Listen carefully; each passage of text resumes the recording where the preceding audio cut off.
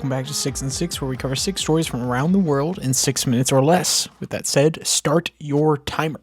We begin today in South America, where Brazil's ex-president Bolsonaro is recovering from surgery.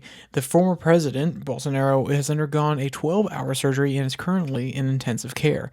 The nature of the surgery has not been disclosed, but Bolsonaro's health has been a subject of concern in recent times. From Reuters, quote, former Brazilian President Jair Bolsonaro underwent a 12-hour surgery on Saturday and is currently in intensive care, his family has said in a statement. Quote, the surgery was complex and lasted 12 hours, but the medical team is optimistic about his recovery. The statement read, quote, we appreciate the support and prayers from everyone during this challenging time, end quote. Moving to Africa, Ghana has ordered foreigners to exit the gold market by April 30th.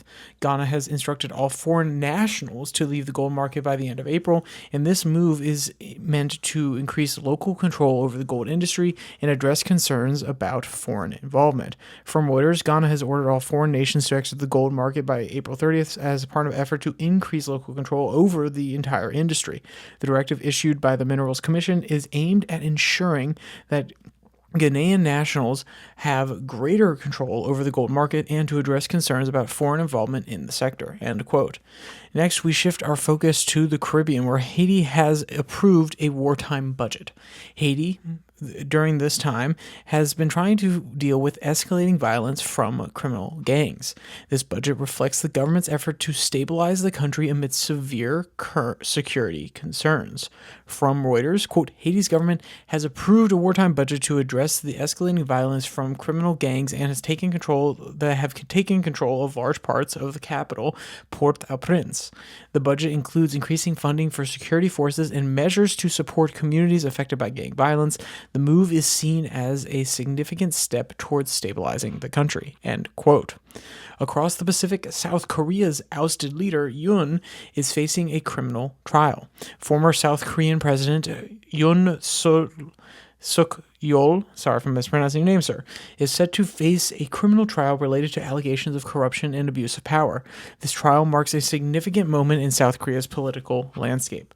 From Reuters, former Korean President Yoon Suk-yeol is due to stand trial on corruption charges, making a rare instance of a former head of state facing prosecution in the country.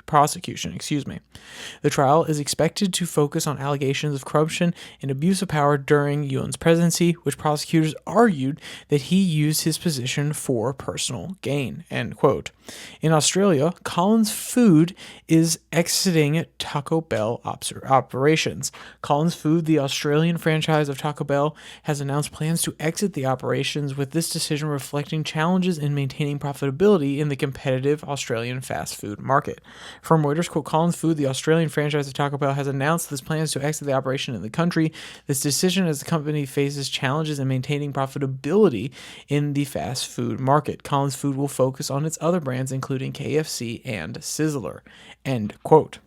And finally, we go to Europe, where the UK has added new designations to its Iran sanctions list. The UK has expanded its sanctions against Iran by adding 2 new entities to the list. This move is a part of a broader international effort to pressure Iran over its nuclear program and human rights issues. From Reuters, the UK has now added 2 entities to its sanctions list against Iran as part of the ongoing efforts to pressure Tehran over its nuclear program and human rights abuses. This move is seen as a coordinated effort with other Western countries, including the United States, to increase pressure on Iran to comply with international demands. The sanctions target key sectors and individuals involved in Iran's nuclear activities, end quote. Just so you know, these sanctions are targeted at companies that are actually located in Europe, one of which is Sweden. And I would encourage going and reading all of today's articles, which you can find down in the link in the description, all the links in the description below that like and subscribe button. Also down there, you can find the podcast on Spotify, Pocket Cast, Podvine, so you can download it and listen to it on the go, 6 minutes, quick and easy in the morning.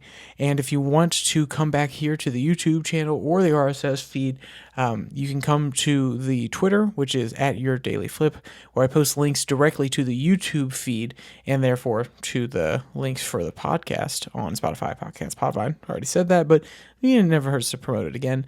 But if you follow the Twitter handle, I post the episode links up there every single day, whether it be 6 and 6, which it comes out on Tuesday and Thursday, or whether it be the national-based podcast, more focusing on the U.S. and its politics, that comes out on Monday, Wednesday, and Friday. So, with all that said, there's only one more thing to say. Stay safe, don't die.